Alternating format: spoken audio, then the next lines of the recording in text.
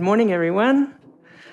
It's wonderful to see everyone here. Hasn't this been already inspiring and really, really moving and pivotal in the time that we're in and prophetic, all of that. And so thank you, Dr. Bueller and all of the ICEJ staff for persevering, for putting this on. We needed to be here now, right?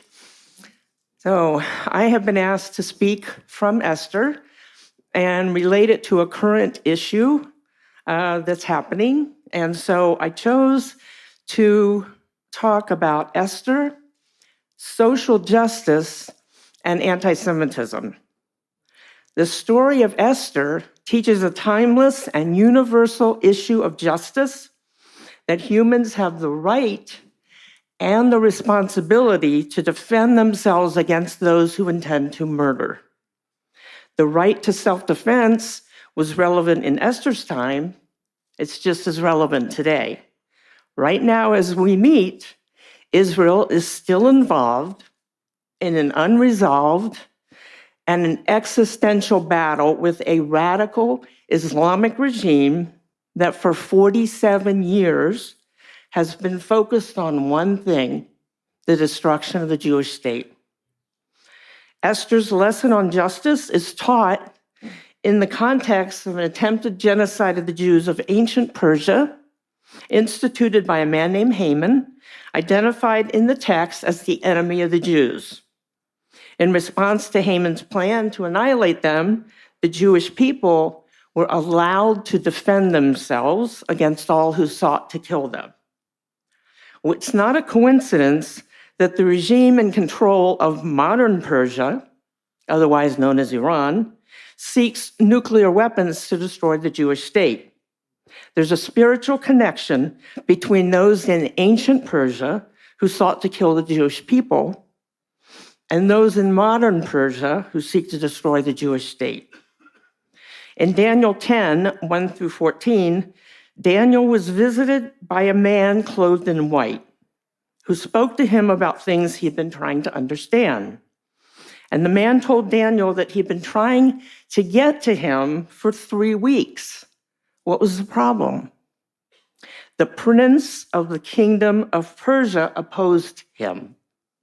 Finally, Michael the archangel was necessary to come and help this man in white get to Daniel. Well, this account reveals there's a spiritual battle over the kingdom of Persia, and it's led by the prince of the kingdom of Persia. Principalities don't die. So I suggest the same spiritual battle is going on today.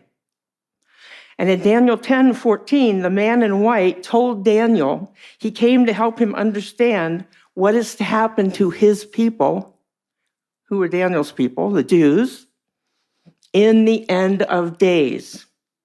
So from this text, we understand that the spiritual battle over Persia is all about the Jewish people. And it's related to what will happen to the Jews in the end of days. Needless to say, we live in prophetic times. And this is what makes everything happening right now in Iran so critical, and why it's so critical that we're all here now, this week. It's also, what's happening right now, is also what makes the timeless issue of justice taught in the book of Esther just as relevant today as it was in Esther's time.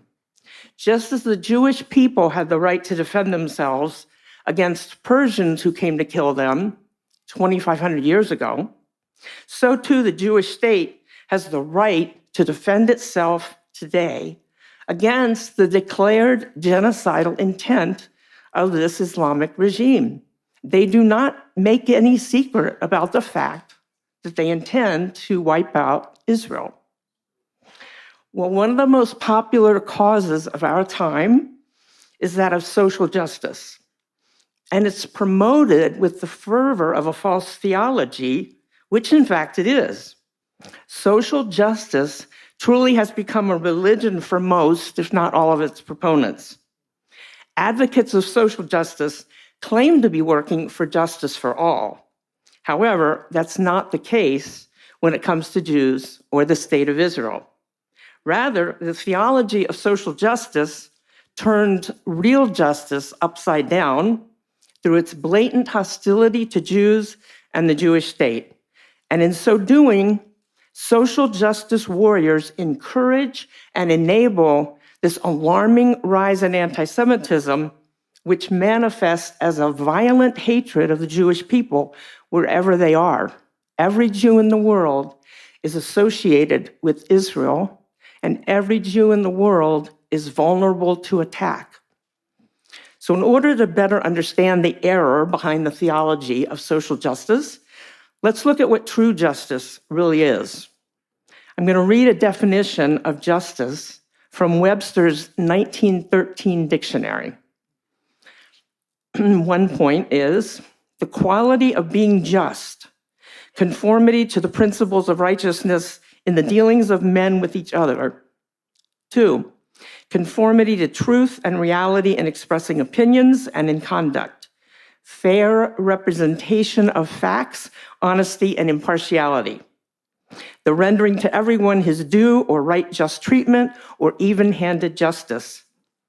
Well, I chose this 100-year-old definition on purpose so we can see just how much the definition of justice has been completely inverted and corrupted in these past 100 years.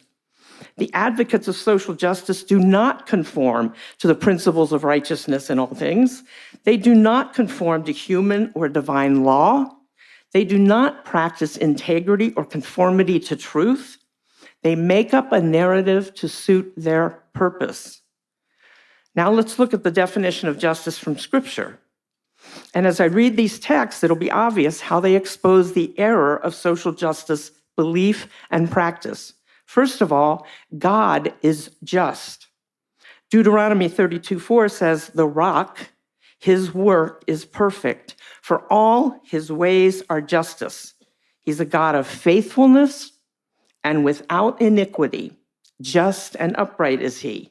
Psalm 33:5 says, "He loves justice, righteousness, and the earth is full of the steadfast love of the Lord." As we walk with God, we are also to follow justice. Deuteronomy 16:20 says, "Justice and only justice you shall follow, that you may live and inherit the land that the Lord your God is giving you." And Proverbs 21:3 says, "To do justice and righteousness is more acceptable to the Lord than sacrifice." Psalm 106:3 says, "Blessed are they who observe justice, who do righteousness at all times." Well, Scripture also talks about justice and evil people. It's very clear. And these scriptures I'm giving you are just a small sampling. There's many more.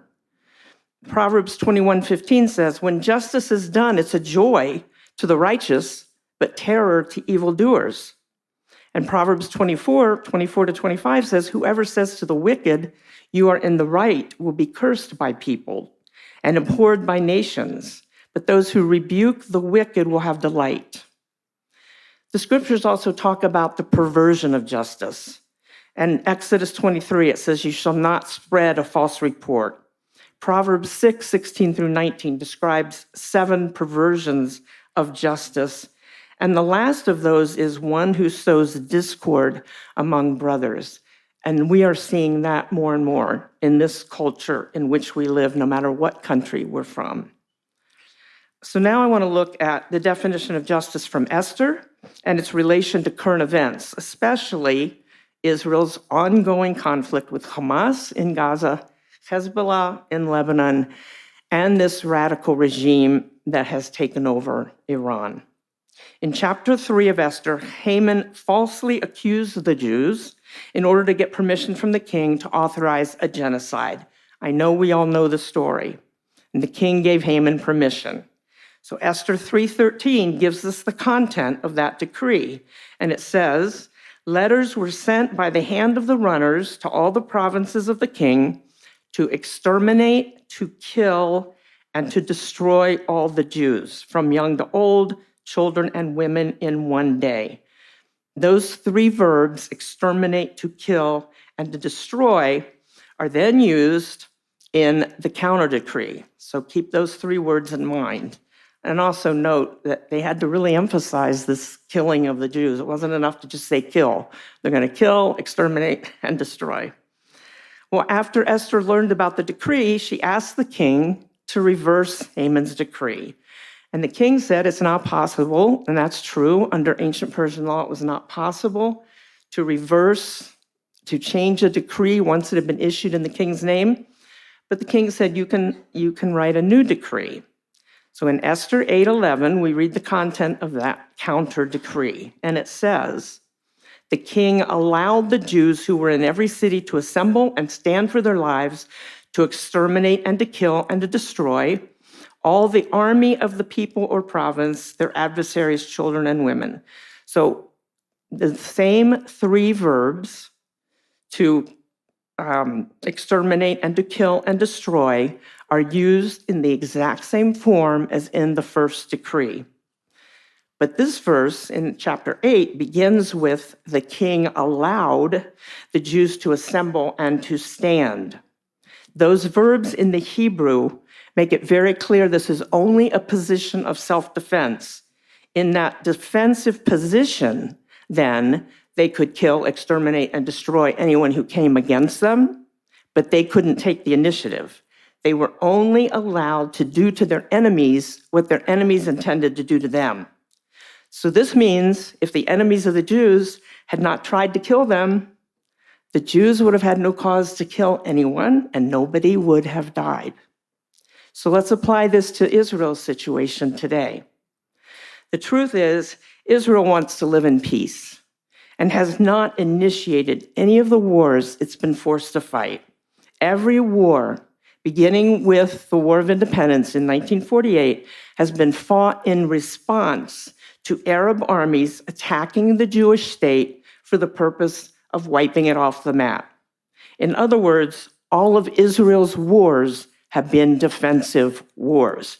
Even when it looks like they're taking an offensive action, it is preemptive because they're taking out the source of danger to them. The current conflicts Israel is involved in with Hamas, with Hezbollah, and Iran are defensive wars. So therefore, the timeless and universal issue of justice taught through the story of Esther, that humans have the right and the responsibility to defend themselves against those who intend to murder, is relevant today. A defensive war is just one example of a broader concept known as just wars. The question about what is a just war, or is any war just, has been discussed for centuries in the church, and the debate continues to this day. This is a partial definition of a just war. There must be a serious prospect of success. The war must not produce a greater evil than the evil that they're trying to destroy, and the damage inflicted must be lasting. In other words, there must be a decisive victory. I don't have time to go into what that means now, but here are three examples of a just war. Defensive, such as what was fought in Esther. A war that protects innocence. That's a just war. That's what Israel is fighting now.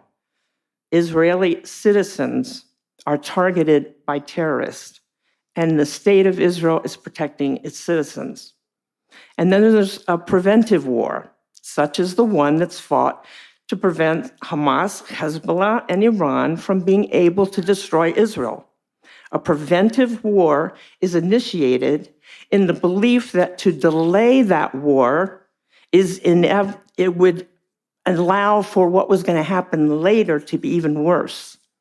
And that's the principle Israel is operating under now as it takes out Hamas's ability, Hezbollah's ability, and the Iranian regime's ability to fire missiles, rockets, and develop a nuclear bomb.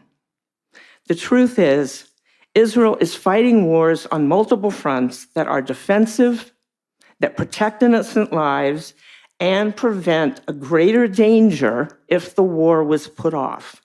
Therefore, Israel's wars are just, and they're based on the timeless issue of justice, that humans have the right and the responsibility to defend themselves against those who intend to murder.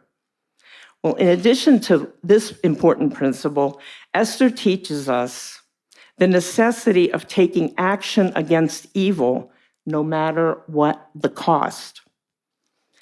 At first, Esther hesitated to take action on behalf of her people because she could be killed if she went to the king uninvited.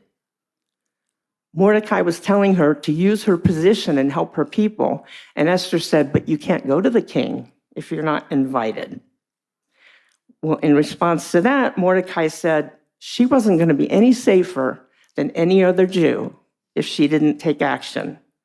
So in response to Mordecai's challenge to use her position to save her people, Esther said she would go to the king, and she ended her statement with what? She said, "And if I die, I die." Just like Esther and the Jews of Persia, we are living in perilous times. All of us are actually under threat as we stand with Israel and the Jewish people.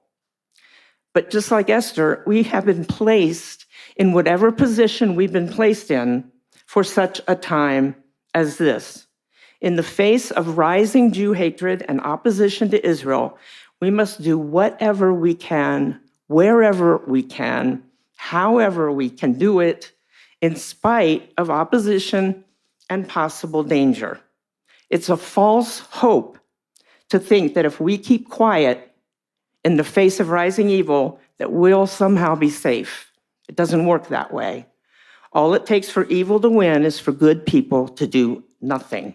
So in these times in which we live, I exhort all of us to do everything we can to speak up, stand up, and take action whenever and wherever hatred of the Jews and the state of Israel shows its dangerous head.